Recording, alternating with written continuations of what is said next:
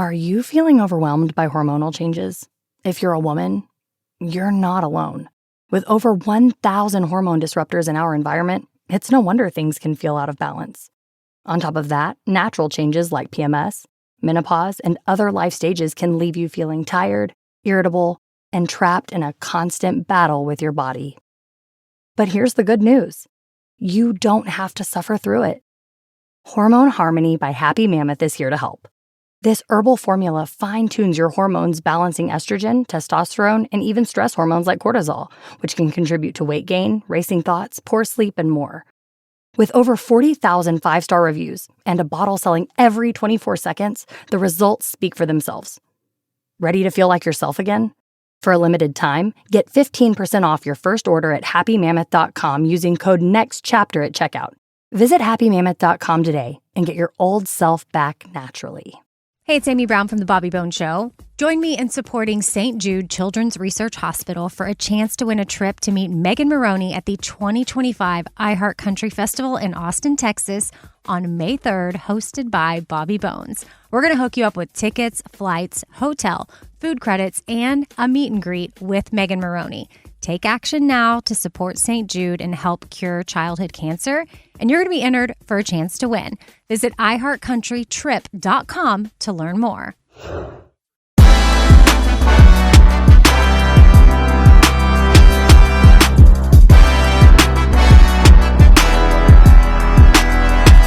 And we are back, man. Back, man. I can't do this episode 13. I can't do the Sesame Street. Man, I know it was mentally taxing on you to count to 12. So I don't know how to get to 13. We're on episode 13, man.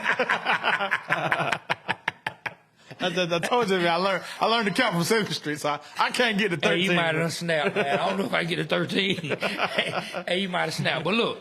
Hey, you got to set your live up, man. Man, I wasn't going to do it for this particular episode, right, man. So I wasn't going to do it for this. Because, you know, you can only, for your post to do a certain amount of numbers, you got to spread out the hours, you know what I mean? Gotcha. So I wasn't going to, it hasn't even been 3 hours since the sugar and the grits post, but I went ahead and put the last live up. Right, but anyway, this whole episode, this is what I want to do. For this entire episode, what? I want us to, as Fort Knox would do. Shout out to Fort Knox. We always shouting out Fort Knox, hey, man. Fort Knox, man. He's a good Atlanta legend. Yes, man. He's such a good guy, man. You know, Fort Knox would do that rewind and go zoop, zoop, zoop, zoop. And he would do that every time, man. But anyway, I want us to go back for this entire episode to different events, right? Blast from the past. The first thing that I want to bring up, right? In the past. Okay. And hopefully this stays in the past, but you know, franchises make mistakes. So I'm sure in the future we'll be able to talk about something that happens from this point on. But anyway, I'm curious. You tell me, in your opinion, who was the worst draft pick for defensive end for the Atlanta Falcons? Who was the worst defensive end or free agent pickup the Atlanta Falcons ever made? Okay. All right. Let me go with this. All right. So, defensive end, me personally, and I'm going to say why. A lot of people probably aren't going to agree with me. It has to be hands down Andre Bruce. Andre Bruce. He was the #1 overall pick for the Atlanta Falcons. #1. He was supposed to be the Lawrence Taylor to the Falcons. Ooh. That's what they were saying. Out of Auburn. He about 6'5", big, stout dude, killing it. He said a little joke. He's like, well, I never got a chance to tackle Bo Jackson because he never practiced. You know, they played on the same team. So he kind of took a shot. Man, this dude, all I remember about Andre Bruce is he ordered some pizza from a delivery service. I don't remember which company, but he had a pellet gun and robbed the pizza man and took the pizza. While he was in Atlanta. While he was in Atlanta Falcons. This man robbed the pizza man while he is an NFL player. Player getting paid. #1 pick salary. Tell me what he did, man. Tell me what he did. All right, you know what? I think you should be like, what was he thinking? I don't know what he was thinking. I'm gonna tell you what happened, and I want you to. I don't know. For some reason, all I think about is a big hungry dude sitting there saying, "You gonna eat that cornbread, boss?" That's about how he talked too. I ain't gonna lie. And then he just pulled a gun on the pizza man. But where was his money? Bro, he had money. It was at his spot. The pizza man. Did he have money? Yeah, man. He just signed a contract. This is his first year. We know he was supposed to have money. So you think he blew through his money? I mean, I don't know what he did. He couldn't afford it. He didn't have a cash. I'm not taking up for the man. Hey, they was back in the late 80s, early 90s, man. You think he didn't have a $10 pizza for pizza? I don't know what the man had. So the pizza man come in, pull out the pellet gun, man, lay that pizza right down on the table, run, get the hell on. I don't know if he ran his pockets now. They ain't say that. So a lot of people don't know this.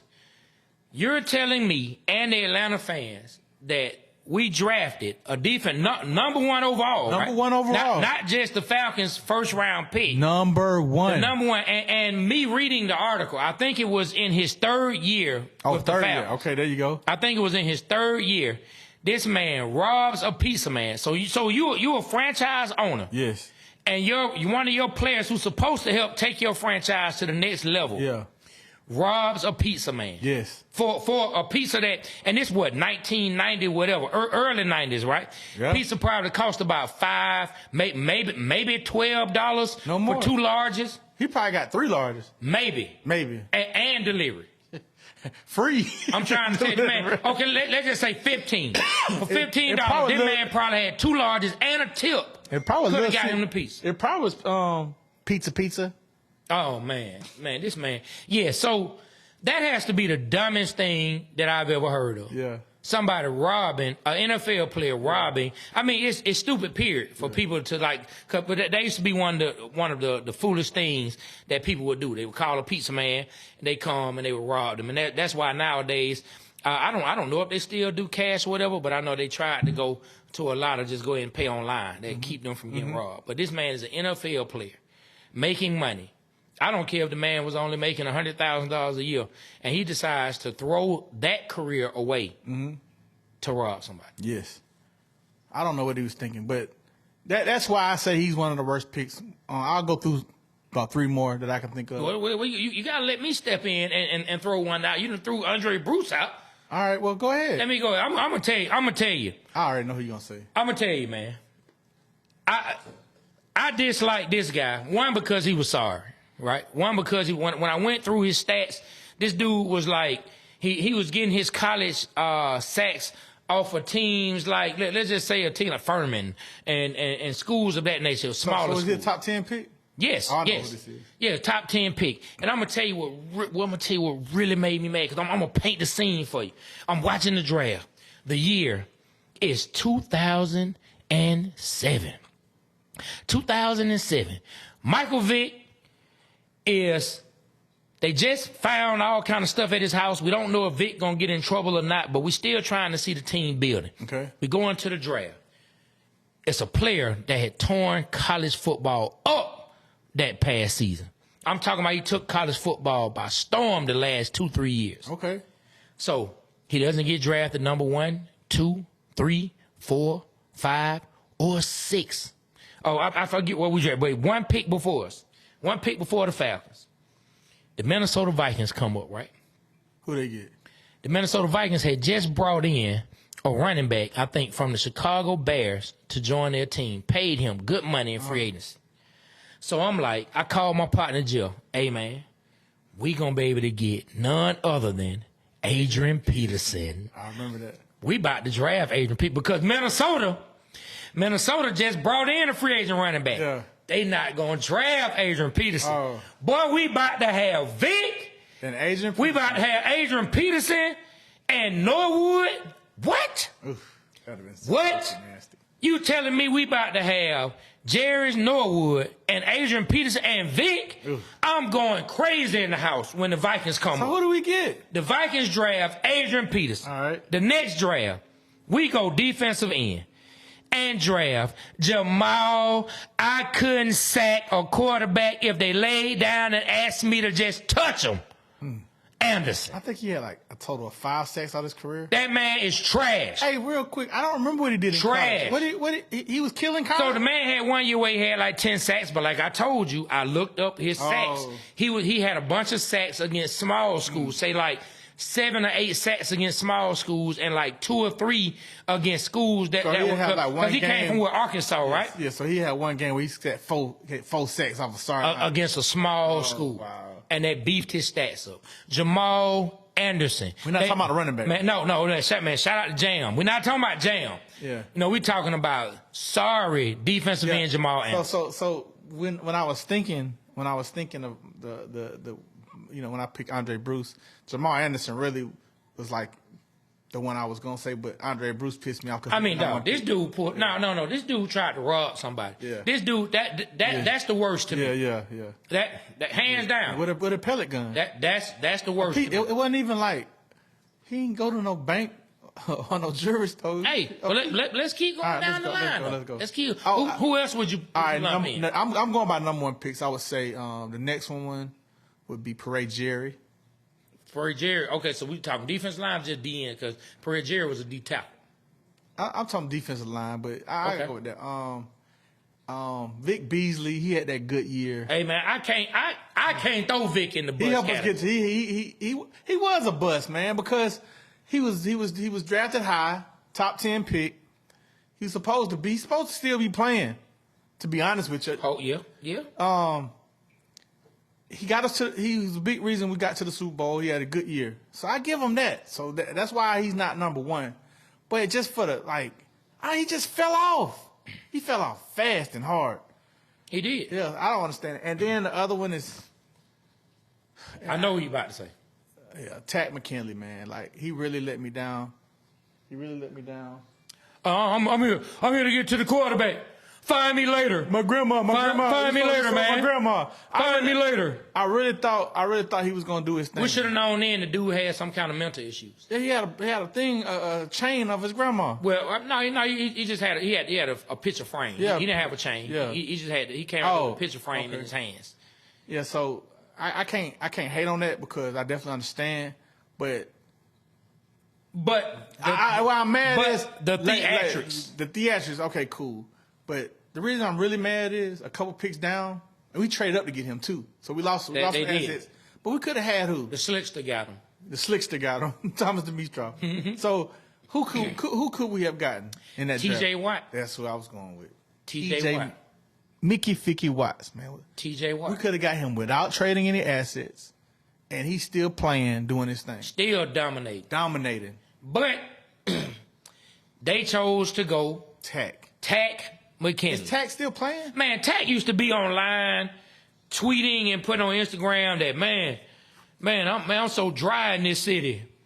Man, that dude would put up posts about, man, I'm so dry in this city. What that mean? Man, he ain't no drug? He got no cook? it ain't getting wet for him. No cat? He don't got no female to make it wet for him. Oh, wow. And so You're lying, bro. Man, I promise you, Cat used to be on IG all the time posting about it's so dry in this city. And I'm gonna tell you when I knew Tack just didn't have a pulse of what the city is about and of what he should mean to the city as a Falcons player. When Georgia lost to Alabama, when that man got on there and posted about Georgia losing to Alabama, to man, this city has the worst luck. I was like, cause remember we drafted him the year after 28-3. We drafted him the next season. So 28-3 happened in February. Yeah. Tack got drafted in April or beginning of May. When that dude, and so the Georgia thing happened a year later. Okay. Right? So a year later, the Georgia-Alabama thing happened. Yeah. This dude tweets that day. Now, I get it. He went to UCLA. That's when Tua came in through touchdown. Yes. All right. I get it. The man went to UCLA. Yeah. He doesn't have any allegiance to the University of Georgia. But as a Falcon, knowing what some of the Falcons fans are Georgia fans, knowing what they went through, just keep that to yourself. You don't have to put that online. Like, laugh about it with your boys. Like, and we ain't tripping, but you don't have to put that online that's when I knew. I said, you know what? This dude right here is lost. Yeah. That dude is lost. And then you put up by how he was dry. Tack McKinley, to me, it goes I'm with you. It has to go Andre Bruce because he was just stupid. All right. Has to go Jamal Anderson. All right. Has to go Tack McKinley. All right. Pereira Jerry looked promising. He busted his knee up in his second. Okay. All right. And like, what was it? I think it was his second year. I think it was his second year. Okay, there we go. He was coming in. I think it was who was it against? Was it against the Packers? Damn. I can't remember. But he tore his knee up. Oh wow. And he tried to come back, but then he just retired. Yeah. And so we can look at it as a bust from that standpoint. I didn't know he got injured. But I got to give a man respect that the man must have felt like either one, I'm not up for this. Two, I don't got it. Yeah. You know, but at least he went up there talking about, find me later. Man, find me later. I'm here to get to the quarterback. Man, Tack was a bust. Tack is number 3, right after Jamal Anderson. All right. And I personally don't put Vic Beasley. That's just me. I don't put him in the bust cat. I put him in the unfortunate he didn't give us more category. Yeah. Because he gave us a good year where he led the team. Remember, Vic Beasley, a lot of people, hey, please comment, tell me if I'm wrong. In that playoff run, Vic Beasley, Deion Jones, and Devondre Campbell were a big reason Russell Wilson couldn't scramble on us and Aaron Rodgers couldn't scramble in those games. Oh, wow. If you go back and look, it's a few times that Aaron Rodgers wanted to try to go for 10 yards and Vic Beasley or Deion Jones were right there on his behind. Another defensive end didn't have the speed. You know what? I'm going to get Vic Beasley. I remember he did have some back issues. So maybe his career got cut down through injury and he didn't ever let on. Because I remember one year his back was really messed up, and he was playing out there. I want to bring up one play that Vic almost made a play in the Super Bowl. Oh. Vic gets in the backfield, hits Tom Brady's arm. The pass goes up real crazy. Martellus Bennett, who was playing for the Patriots, the tight end comes out of nowhere. It was about to be intercepted by I think Ricardo Allen or one of the cornerbacks. Okay. But Martellus Bennett comes out of nowhere, catches this crazy-looking pass because Vic Beasley hit Tom Brady's arm, catches the ball, and runs for a first down. So Vic almost made a play. He almost made a play. Win the Super Bowl. But Martellus Bennett, now I don't know if that would have been to win it, but that's when we were up. That's when the Patriots were trying to come back. That would have been another play that would have helped us in the game. Yeah. And the Patriots were in their own side of the field. Oh, wow. So we would have gotten the ball right within the 30 or 20-yard line. Wow, all right. Crazy play. Yes. All right, we got to give it up. All right, Beasley. All right. You won the ball. No, sorry. If you think he is, it's okay. He's a first round with a lot of potential. I was expecting more great things out of him. Man, Vic did stay long enough to get that money, though. Yeah, he got the Vic played with their emotions until he got that payday. Vic got that 5th-year option. Dan Quinn put his career on the line. Now, I will say, Vic, you wrong for that. You wrong for that. From a standpoint of for the team, for getting that money, get your money, young nigga. It's all good. Yeah. But from a team standpoint and as a fan, Dan Quinn put his name on the line. Yeah, he did. They gave him that 5th-year option. I want to say 10 mil, 11 mil, something like that. May have been more. And Vic wasn't there anymore after that. Vic moved on, doing whatever he's doing right now. Hey, so you said something about free agents. You saying the worst free agent pickup or the best free agent pickup? Well, I was going to say defensive line because it's a guy. It's a guy that we haven't talked about who is up there in the bust category, but we brought him in free agency. He wasn't a draft pick. But this guy, you don't know who I'm talking about? I don't know. When we talk about free agent bust for the Atlanta Falcons, we shall not look any further than Ray Edwards. Horrible from the Minnesota Vikings. Did nothing for the Atlanta Falcons. Nothing, nada, zip, zitch, trash. Who was the guy we got from Baltimore that was a linebacker? A linebacker from Baltimore. Yeah, we got him, and he ended up marrying Rudy from the Huxtables. Oh man, you talking about? I know you talking about because he played for the Raiders. He went from them, then us, then went to the Raiders. Okay, so but I ain't. But I kind of mixed him up. No, with Ray. I'm talking about Ray. So he was such a bust. I barely remember him. Why do we sign him? Aaron, can you please look up Ray Edwards' time with the Atlanta Falcons. Yeah, tell me about this, man. Tell me about Man, Ray Edwards, we brought him in from the Minnesota Vikings. Okay. Defensive So what end. did he do for the Vikings? This was during, I want to say this was during the Matt Ryan era that we brought in Ray Edwards. And, I mean, he had a decent enough year that we felt like we should bring him in. The dude was a straight-up bust for the Atlanta Falcons. The dude did nothing for Did he get a the sack? Atlanta Falcons. Did he get a Nothing, man. Let me pull my phone while Aaron is looking that up. Man, you go ahead and take the floor for a second, All right, man. That is look up hilarious. this, man. I remember a lot of free agents, man. Man, I would say I'm a free agent surprised. bust for me was. 5 years. He played with the Falcons for 5 years. 5-year contract. Oh, he got a 5-year contract. Probably played 1 year of that. But I think like some free agent bust for me was Joy Harrington. Him being the quarterback for us, that was terrible. Marcus Mariota was a bust. I can tell you some good free agent pickups that we did. Like Tony Gonzalez by far. Oh, 100%. Michael Burner Turner by far one of the best free agent pickups we've ever picked up. Morton Anderson, I think that was a good pickup. Matt Bryant, that was a good pickup. So look, let me read this. I pulled this up, man, and shout out to the Falcoholic. Shout out to the good people at the Falcoholic. Hey, man, we would love to speak to you guys, man. The Waterboy Show, we big time Atlanta fans, man. So in the article that I found about him, let's just show what he did. Okay, so over 2 seasons, over 2 of the seasons with the Atlanta Falcons. So he joined the Falcons as a 26-year-old. He had 29 and a half sacks in that offseason. His first 5 years in the league. He was impressive, all right? Former 4th-round pick. The Falcons handed him a 5-year, $30 million contract with $11 million guaranteed.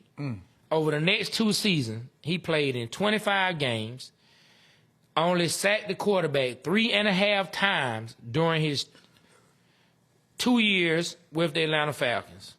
During his second year with the Falcons in 2012, Edwards went sackless before being cut in November. In the middle of the year? Due to what was fair, yes. Mike Smith and them got him up out of here in 2012. And remember, we were making a run that year. That's the year we made it to the NFC Championship game against the 49ers. They cut him that year? For them to just cut a defensive end. And so they said, due to what was fairly characterized as a poor attitude, Mike Smith asked the team to gather around him following a disappointing Week 10. Edwards ignored him despite repeated requests. The Falcons cut him the next day, and Edwards never played another NFL snap. Dumbass. He made $11 million playing for the Falcons. Now, he did have a solid career, but for the Falcons, it was a bust. So when they cut him for the fact he never played football again, dumbass, bad attitude, got yourself out the league, buddy. Got his $10 million and dip. Ray Edwards, one of the worst. I agree. I Free told agent, like defensive it was so line. bad. I remember slightly Ray Edwards, but I definitely don't remember his career. So I got to give it to the slickster. He tried. Thomas Dimitrov, if y'all don't know who I'm talking about. Slickback. The slickster, Slickback, a pimp named Slickback, a GM named Slickback. Slickback Mountain. Oh Lord, this is taking a turn. Oh, Okay. Brokeback Mountain, Slickback Mountain. Yeah, we know what's going on. Yeah, I never seen that movie though. That must be crazy. I don't know where you All right, going. let's I don't go. know All where right, you Slickback. going with that. All right, we're gonna keep it Slickback. Yeah, okay, yeah. Oh, the slickster. What the hell? The slickster. I pulled something I need to know what I'm talking about before I say something. I didn't know. The slickster. But anyway, so this is when the Falcons were good in the Matt Ryan era. Yeah. And one of the things that we were lacking was Defensive end. defensive end who could put pressure on the quarterback. Yeah. So just imagine if he would have come in and been the player They supposed to be. that. And so why wasn't he that player? What was he? Because I don't know. Maybe he was that player because Jared Allen had been in Minnesota. Oh yeah. During his years, and so, but we had John Abraham. So why? So we had John Abraham the same we had Ray Edwards? Yes. Oh, I didn't ask John Abraham. I know John. So why? We gotta have John on the show. Man, definitely need to have him on the show. Cool. Let's do 100%. Yeah. He definitely need to be All on right, the I'll show. bring him on the show. 100%. Let's Yeah. get him on the next show. Yeah, I got you. I'm gonna reach out to him. Yeah, man. All right. Yeah, let's do it. But anyway, just think if he had been the player that they brought him in to be, or maybe 70% of the player. Yeah. Because for this man to notch 3.5 sacks over 2 years, Yeah. that's just unacceptable. Yeah, I agree. Well, shit. We spending too much time on him, man. Fuck that nigga. Oh man. But look, man, since we are taking a blast from the past, All right, where we going? let's move from the NFL, but we're gonna stay in the city of Atlanta. Okay, what we talking All about? right, we're gonna stay in the city of Atlanta. Let's talk about something that's dear to your heart that I know you want to speak on. I'm curious. What is it? Man, let's talk about the Dominique That's my favorite. versus Michael Jordan Oh, the dunk contest. dunk contest. Not the one that Dominique won. Talking about 88 in Chicago. Yes. Oh, I'm gonna let you take the floor, man. all right. Paint the So picture. here we go, man. A couple years earlier, before the 88 dunk contest, it was a dunk contest in Indiana. It was Michael Jordan's rookie year. That's when Michael Jordan had the chain on and he did the little scissor dunk. Boom. That was like one of the prettiest dunks I've seen. So Dominique won that dunk contest. He took home the trophy. All right, fast forward 1988. Here it is. Chicago. Dominique Wilkins at his height, averaging about 28 points a game. Michael Jordan, up-and-coming dude. Before he won any championships, he's averaging about 28, 20. They're going back and forth for the scoring title. Dominique won one year. They having battles in Atlanta. Atlanta had a better team that year, so we was beating up on Chicago. Atlanta won like 57 games one of them years. And went to the playoffs, lost to Boston, game 7. They could have took them to the championship. But anyway, the dunk contest, man. And this is the first dunk contest where I'm going to get to it later where I've seen some bullshit go down and which shouldn't have went down. But anyway, Dominique has his repertoire of dunks that he has. He's already planned them out. You know, hey, this what won me the dunk contest that year. I'm gonna mix in some of that with a little bit of new. And he gets to the finals, him and Jordan. All right? Keep in mind, if you look at Michael Jordan's dunks, go to YouTube, look at some of his dunks, and look at it in fast motion. It just looks, bam. But if you take that dunk and you look at it in slow motion, that's when the poetry and motion comes in and looks like he's gliding in the air. But if you just look at it fast motion, it don't really look like nothing. Mm-hmm. You know what I'm saying? But I'm not taking anything away from Jordan because Jordan's one of the greatest dunkers and players ever to play. All right, so what pisses me off is during the dunk contest, before he gets to the finals, Jordan comes in and does like his signature Dr. J copycat jump from the free throw line. And in the first attempt, which he does, his foot is like 2 inches in front of the line where he crosses the line. And he double clutches it. Boom! Free throw dunk. Beautiful. I ain't never seen nobody jump from the free throw line and double pump it and dunk it. So he got a 50, which he should have. And showing homage to Dr. J. He did it prettier than what Dr. J did. Cool. All right. Dominique come in, does his double clutch, pulls the ball down to his crotch, boom, backwards. Jordan comes in, does the same thing, but more of a finesse. Dominique's power is his. Jordan comes in, kind of got his legs moving, boom. All right, cool. Dominique comes in from the side, windmill, one-handed tomahawk, boom, 50. The ball catches the rim, and he got a 50 on it, like, damn. So Jordan comes in, does his famous kiss the rim, 50. So, all right. Mm-hmm. So now, it's coming to the final last 2 dunks. One dunk Dominique did, though. He did a 360 tomahawk. Ooh, it was nasty. Came in, 360, boom, windmill. Windmill, tomahawk, whatever it was. Beautiful. Then, all right, here we go. And then you hear Craig say, mission control. Mission control. Wait, he not about to do the free throw dunk again. Oh, he's about to do we got this. This in the bag. We already know what Dominique gonna do. Yeah, because he about to repeat a dunk. They're not going to give him a 50 for that. They can't. They can't give him a 50 for that. He goes back, clears it out. Oh, he's doing the free throw dunk. Maybe he gonna miss it. This time, he runs. If you go look, his foot is a whole foot after the free throw line. This time it's even closer to the rim. Double clutches, dunk again. He lands up, crowd goes wild. Because why? They're in Chicago. All right. Guess what the score is? Oh, they probably gave Jordan 100. 50, 100. They gave him 100. 100. They probably gave him 100. All right. All right. So here goes Dominique, man. Dominique pulls out his hardest dunk, the two-handed windmill. One of the hardest dunks to perform. Any dunker, I tell you, two-handed jumping windmill is very hard to do. One hand's easy because you ain't got it, but to bring both hands on the ball is really hard to do and get elevation.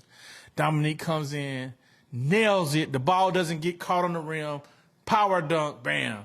I think he gets a 47, and he loses the dunk contest by like 1-2 points. And if you could just look at the face that Dominique has, he's like, these motherfuckers, they got me, man. It was a home-cooked victory, man. They had to. Home-cooked, man. So that was one of the most disappointing times as me being a Dominique and a Hawks fan to lose to Jordan in Chicago when it was robbed. And I can guarantee you, man, if you go back and look at it, he definitely was robbed, man. So, hey, here's to a blast from the past, man. Man, I rooted against Jordan because of it. From that point on. Oh, yeah. Like, I've always From that point on, I was against Jordan. From that point on. And I've always been a Jordan hater because I thought Dominique was better. But now over the years, of course, Jordan is better than Nick. But at the time, man, you couldn't tell me that Jordan was better than Nick. Nick was better than Jordan. Nick was one of the best players in the league. But, you know, time settled it all. We know. Now you know, I respected Jordan. Always had. Yeah, I respect him too. I already know. Because I know what you said about him in the past. You know what I'm saying? Plus, you've gone crazy on this podcast talking about Jordan's still the face of the NBA. You know what I'm saying? But now that I'm older, I understand why Jordan had to win that dunk contest. They were in Chicago. Oh, yeah. There is no way they were going to be able to walk out of that arena into that city, into Chicago, and Michael Jordan not be the winner when the All-Star game is their guy, the guy. Nah, man, those judges, they'll probably still be looking for them right now. Yeah. Those judges probably could tell you where Jimmy Hoffa was at.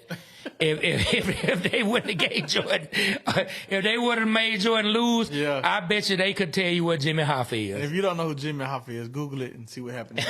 You know what I'm saying? I probably don't know. Yeah, for sure. I bet you they could tell you, man. But you know, man, speaking of Dominique, right?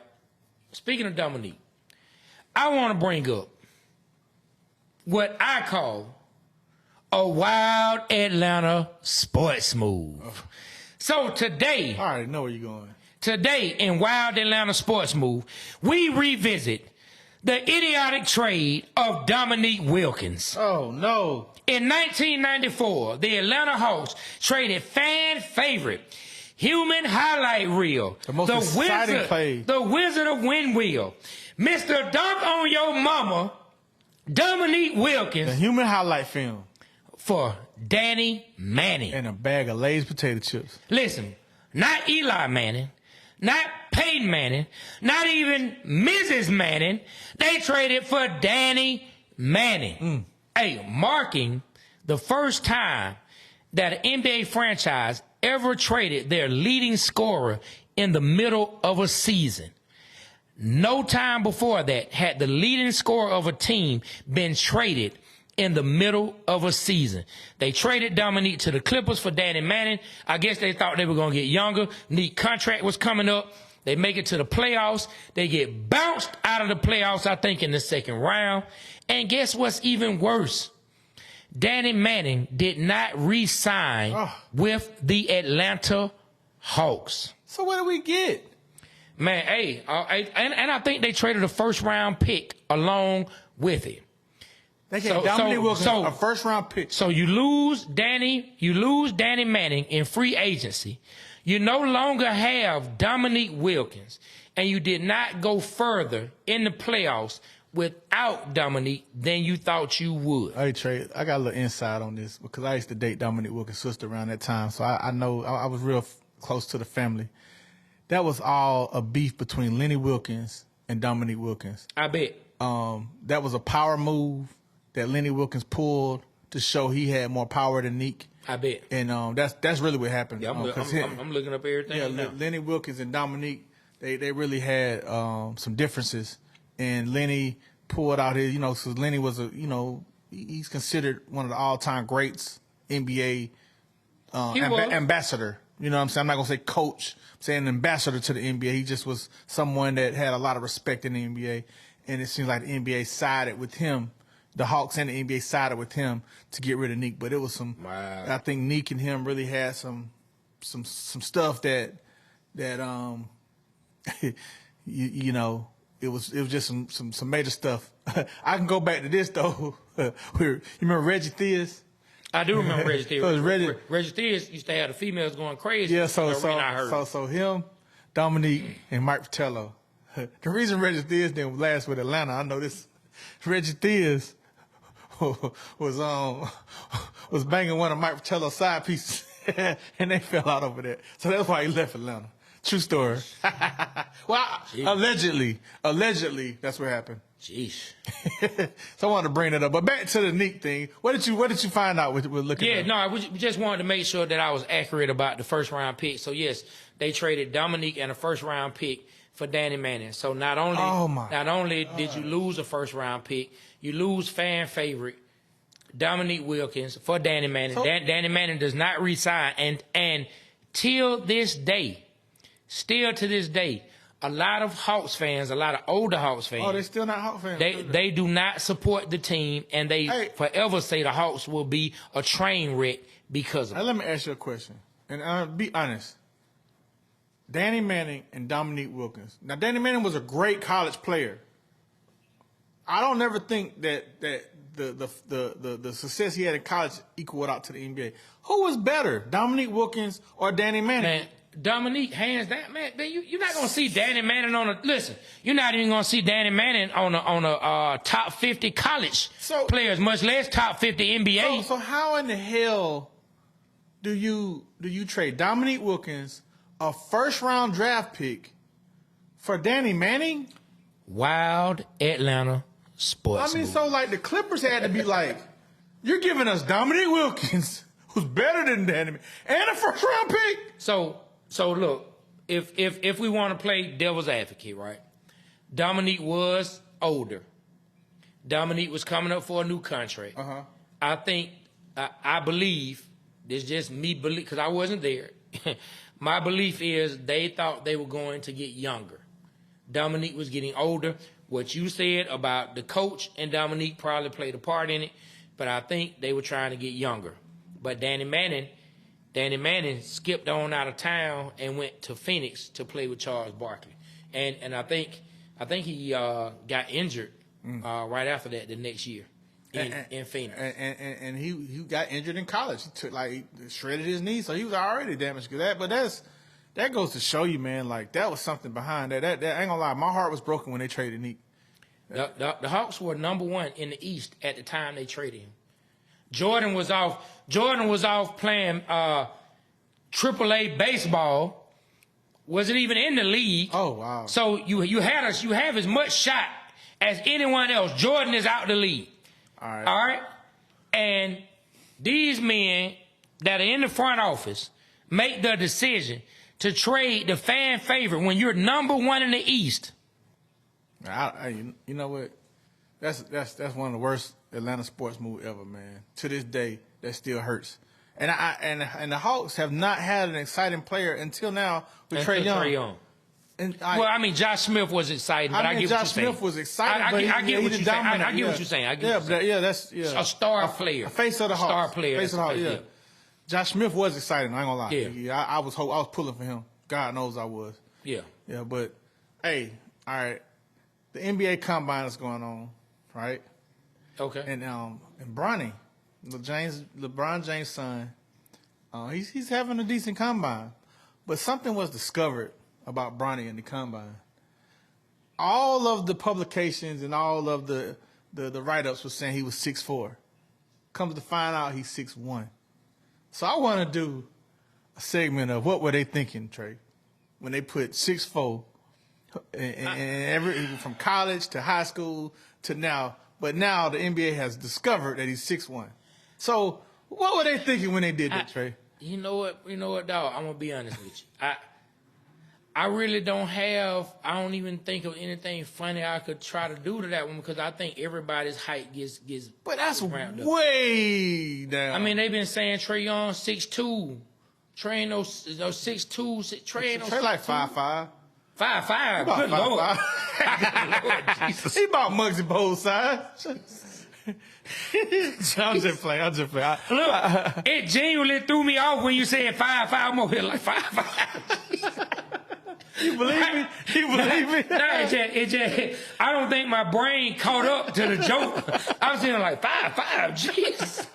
You ain't know I was joking, man. I was like, hey, y'all, I was joking, man. I seen Trey. I'm 5'10". Trey is taller than me. This man believes this man is 5'5". I met Trey in person. He's a cool guy. I'm 5'10" and a half. He's taller than me. You know what, man? I'm gonna be honest. So normally, y'all, we come up with something funny on what were they thinking. The only reason I can't really think of one with this because this is just me personally, and people can say I'm wrong all you want. I think it's a lot of dislike towards Bronny because of who his dad is. So I don't even want to put any light on those folks who couldn't wait for him to be 6'1" or 6 foot, who couldn't wait for him to be less than 6'4" so they could say, see, LeBron kid ain't this. LeBron kid, look, I am not a savant of basketball. I am not an expert of basketball. So I can't break down everything about Bronny's game, but I will tell you, there does seem to be a certain amount of percentage of people who really want to see the man fail because of who his dad is. All right, let me ask you this. Speaking of that, this is going to tie in with that. Who right now is struggling as an NBA franchise? Who would you say? Name an NBA franchise that's like, all right, they... Struggling? What do you mean struggling? Like, we ain't struggling all the way around. They just like, they ain't got it. They just like, all right, man, what are we going to do? Detroit Pistons. All right, you're the Detroit Pistons GM. You're the Detroit Pistons GM. Do you draft Bronny in hopes of getting LeBron James? No. So do you think wherever Bronny goes, LeBron's going? If not this year, I think next year. But do I think... Okay, so... I think LeBron, if he stays in L.A., I think that he's going to at least speak to them and say, hey, I want to bring Bronny in. I got him. I'm going to teach him. This is something that means something to me. If not, I think LeBron plays a year, wherever next year, and then the second year, because he's on a year-to-year now. Yeah. And then I think he chooses to go wherever Bronny is located. Okay. You know, I think that's the way it's going to play out. I wish the best for Bronny. Yeah. It's hard coming up under anyone's shadow, much less like such a towering figure. Do you think he can make it in the NBA? You think he's gonna be a starter? I ain't really seen him play, man. I can't tell you. That I do know. I mean, how big of an impact did he really make in college in his time? I know the issue with the heart kind of set him back. They say he won the little 3-point thing that he did. He did real good in the combine. He hit a lot of threes. But like, I mean, did he set college on fire? No, he you didn't. know. So I mean, it's tough for him because you got to live up to your dad being LeBron. I mean, what can you be to live up to LeBron James' name? You can't be anything short of just straight out amazing. Mm-hmm. You know, or people are gonna unfairly, you know, label you as you didn't succeed. You're not your dad. When you're not put here to be your dad, you put here to be your own man. You put here to walk whatever God path that God has set for you. And I know, you know, for those who don't want to take a religious turn, I won't get too deep into it, but I truly believe we all have a God path, and that's the path that God put you here to be, and a lot of us run from that God path. And so I don't know what Bronny will become. You know? Okay, well, we shall see, man. Man, I tell you, time flies when you're having fun, man. 100%. 13th episode, don't know how to count up to there. Hey, man. But you knew it was 13. I knew it was 13, man. 1-3 Dan Marino. I knew that. Man, hey, look, tell me something. I know this don't have nothing to do with that. Man, how did you feel when you turned 13? When you became a teacher? Because my son My oldest is about to be a teenager this year. And he's just, I guess he thinks the world is going to change. How did you feel when you Man, had your 13th like, birthday? I had an aunt, like, she would always tease me. She's like, yeah, you don't have double digits yet. So when I turned 10, I'm like, I got double digits yet. She's like, you're not a teenager yet. So it's like, when I came to that, I'm a teenager. So I was just excited to prove her wrong. So I guess I was like, I'm a teenager. It was like a big deal. I'm a teenager. So that sounded cool back then. So, I was just on that. I'm a teenager. I done made it, She can't talk about me now. I'm growing up now. Growing up now. What grade is that? Man, for a lot of people, that could happen in 7th grade. 7th grade. Or when they, for some, when they're in 8th grade. Yeah, so 7th, 8th grade. I was living in Denver, Colorado. So I remember those years. So yeah, I had a good time in my teenage years. My 13th going year. Man, I can't.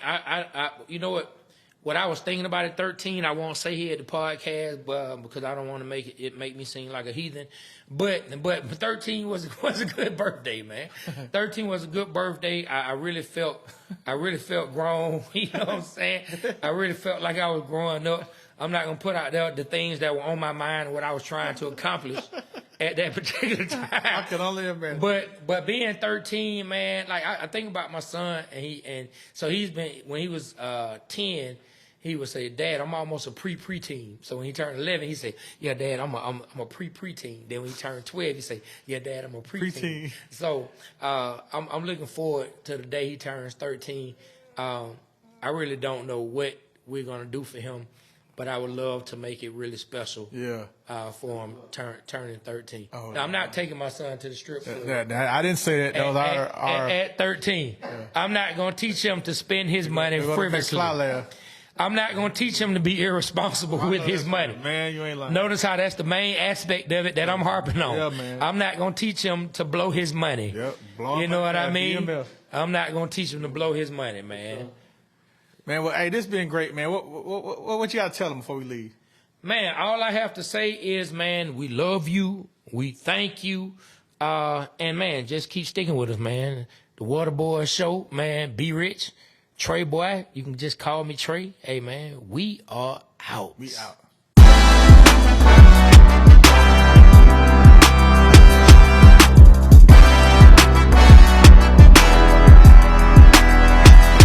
Hey, it's Amy Brown from The Bobby Bone Show. Join me in supporting St. Jude Children's Research Hospital for a chance to win a trip to meet Megan Maroney at the 2025 iHeart Country Festival in Austin, Texas on May 3rd, hosted by Bobby Bones. We're going to hook you up with tickets, flights, hotel, food credits, and a meet and greet with Megan Maroney.